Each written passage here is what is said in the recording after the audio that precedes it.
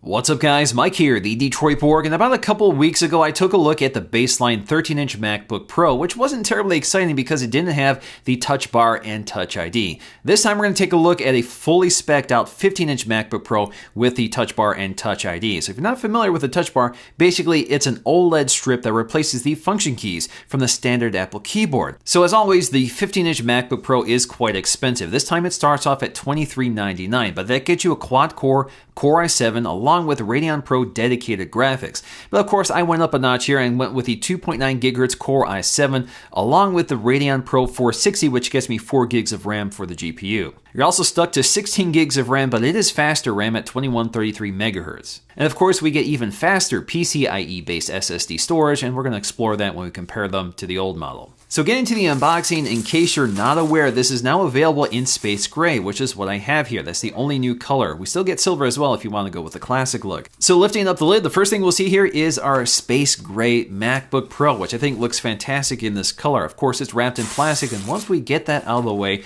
we can go ahead and lift up the lid and remove the piece of paper that's protecting the glass display. Now, as you can see in this case, soon as you open up the lid, it boots up right away. That's a new characteristic of the MacBook Pro. Also new with the new MacBook Pros is the elimination of that classic Mac boot up sound. So now it's completely silent. There's also a slight tweak to the setup process here because we have a Touch ID sensor built into the power button. So this is a second generation sensor, which again is covered with sapphire glass, and it's pretty quick to set up. And because this is Touch ID, you can use this for payment, so you can set this up as well through the setup process. Now, before we dig into the details of the hardware, let's get to the accessories, including our packet, which includes some paperwork on how to set up and use the new MacBook Pro, in addition to white Apple stickers, which once again don't color match the MacBook Pro like they do with the MacBook. And of course, we have our new power adapter. So this is a USB-C device, which means we don't have MagSafe anymore. So the adapter itself has a USB-C port. It's no longer tied to the MagSafe cable, so if you break the cable, you don't necessarily break the power adapter, so you can buy them separately. Of course, the wall adapter is once again removable, so you can extend this with an extension cable or use an international wall adapter. And before you ask, you will not find an extension cable hidden underneath the tray, which is an old internet joke. Now personally, I've never been a big fan of the MagSafe connector just because it's very proprietary, so that means you have to replace it with an Apple accessory. The other problem is it just disconnected way too easily. But I do miss the LED indicator, which let me know when it's charging and when it reached full charge. But like an iPhone or an iPad, when you connect the USB-C cable, it does make a tone to let you know it's charging. So just like the 13-inch, the 15-inch is also thinner and lighter than the previous generation. In fact, it's a full half-pound lighter, which now measures at 4 pounds, which makes it a lot more portable, although it's still a pretty large laptop. Although the overall footprint is now much smaller and more compact than before. So when it comes to our display, once again, we have a resolution of 2880 by 1800 over 15.4 inches. That's good for 220 pixels per inch. Although these are the same specs as the previous panel, it is 67% brighter, and the display now supports the Cinema P3 standard for a wider color gamut. So colors are much more vibrant, and with that brighter display, we have deeper contrast, which gives you a lot more depth to the screen. And generally speaking, it looks a lot more vivid and definitely makes an impact. Now, something you might notice if you're an existing 15-inch MacBook Pro user is the fact that the new MacBook Pro has smaller text and smaller icons. Basically, everything has been scaled down, so you have more screen real estate. But they've changed the default scale for the 15-inch MacBook Pro, and you can change this if you want to go back to something you're more used to. Although we still have a very glossy display, they have improved the anti-reflective characteristics, just like on the 13-inch, so you're seeing that improvement here on the 15-inch as well. Now, once again, if you haven't heard, the backlit Apple logo has been sacrificed for this new display technology. I think that's a worthy trade-off, but of course it would be nice to have that signature feature retained. So when it comes to the keyboard, this is the same one that's also on the 13-inch. It's also the same size, which means you have all this space around it. So we have these large speaker grills on either side, and of course, we have that gigantic trackpad just below it. So this is a Force Touch trackpad, which works as it did on the previous model, but of course we have all this surface area. Now, because this trackpad is so wide, you have to rest your palms on it in order to type. But we have excellent palm rejection, just like in the 13-inch model, but it's especially important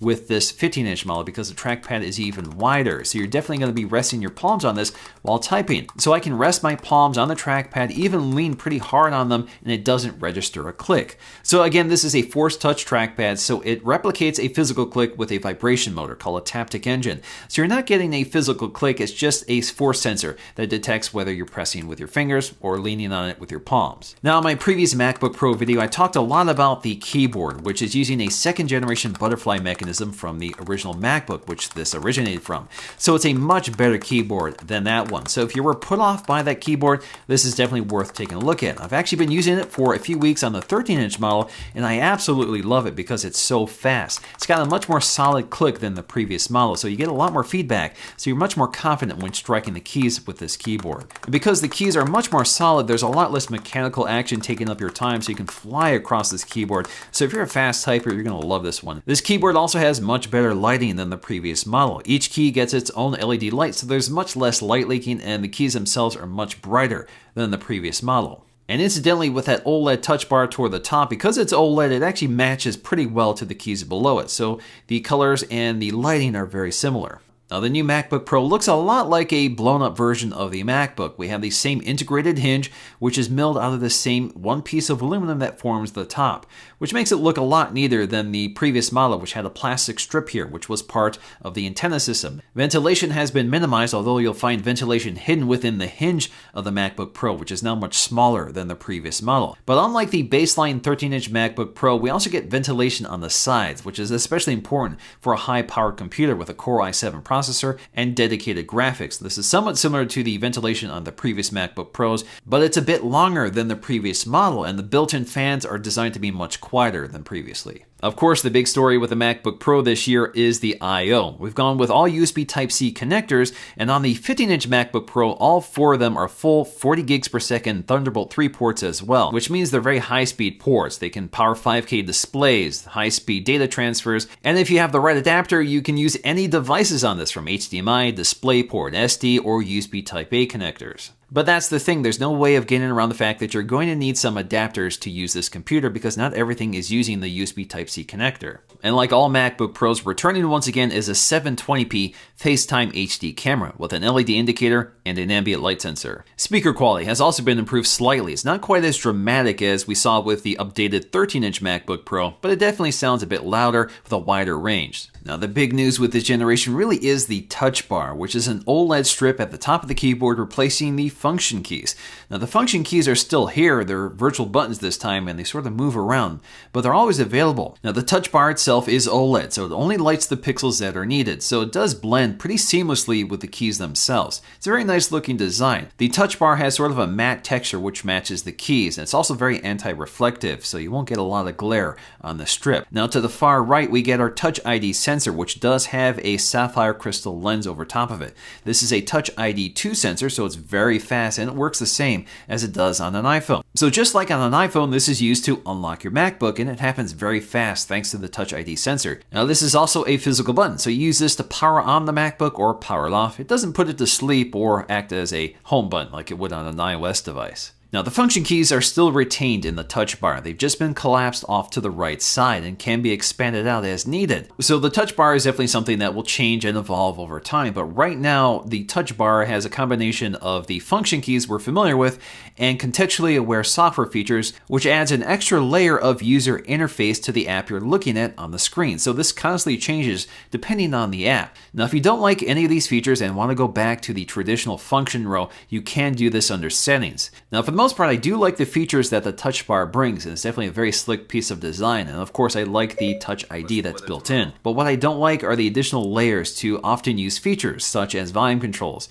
I now have to bring up the volume controls to get to a slider to adjust them. I either have mute or I have to activate the slider, which is not as quick as just using dedicated keys. Of course, you get more precise control, and eventually I think you'll get more customization options, but for now it's kind of a barrier that I wasn't expecting. Now, I think a lot of people have some concerns about the escape key, and there is this extra space off to the left side, and I think that's just part of the hardware design. But even if you tap this area, it still works as an escape key, so the entire surface is still touch sensitive. So I don't think you really have to look to see the escape key. Now, the other issue is that the escape key disappears depending on what app you're looking at, but there's always an X icon there, so if you need to activate the escape key, you'll just hit the X icon, which closes out that feature and brings you back to the escape key so you can hit it again. Now, there are countless ways in which this touch bar can be used by other apps.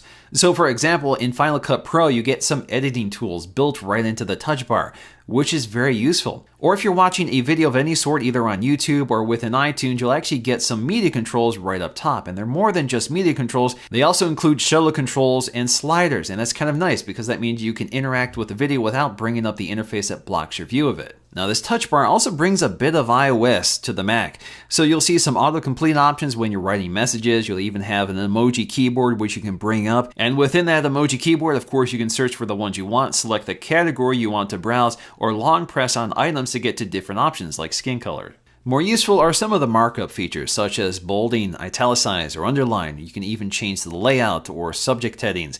You can also change the color of text, and you have a really neat interface here for that. You can change the color, the intensity, you can go with a standard color or pick anything from a color selector. So it's kind of neat to see the keys sort of transition to these bright, vibrant colors and images. Now, less useful but kind of neat is the timeline within the Photos app. So I can scrub through all my photographs and see little thumbnails right on the touch bar itself. But I really like some of the features within Safari. So for example, I can create a new tab. I can see the open tabs with a preview of the website right on the touch bar, or I can open up any one of my favorites. The touch bar is highly customizable at the app level. So if the app supports the touch bar, if you go to View, you'll see the touch bar settings. This basically brings up an interface that allows you to drag and drop the various tools that are available for that specific app. So this allows you to drag and drop a few items, but of course you're limited here because we don't have too much real estate. You can also drag and drop to remove anything you don't want in the touch bar. So when it comes to performance, I have the most powerful version of the MacBook Pro you can buy. So this should give you a rough idea of what performance is like. Now, Apple is primarily focusing on the graphics performance here. And Apple says you should see about 130% improvement over the previous model. So that's definitely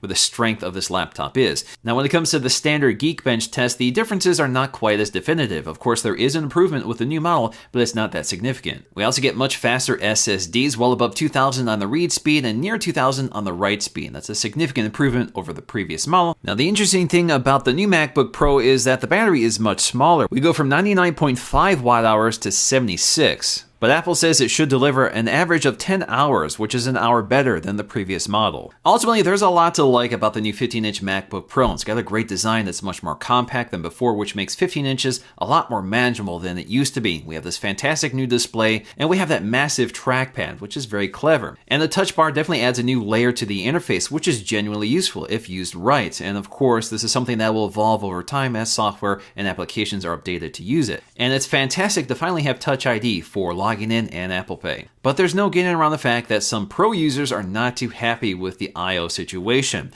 Of course, that means you're going to have to use dongles with basically every peripheral you already have today, and USB-C really isn't that ubiquitous yet. So what do you guys think of the new 15-inch MacBook Pro? I would love to know your thoughts in the comment section below. And of course, I will have the 13-inch MacBook Pro with Touch Bar and Touch ID coming in shortly, so stay tuned for those videos. Hope you guys enjoyed this one. If you did, please give it a thumbs up to let me know, and I'll see you again in the next one.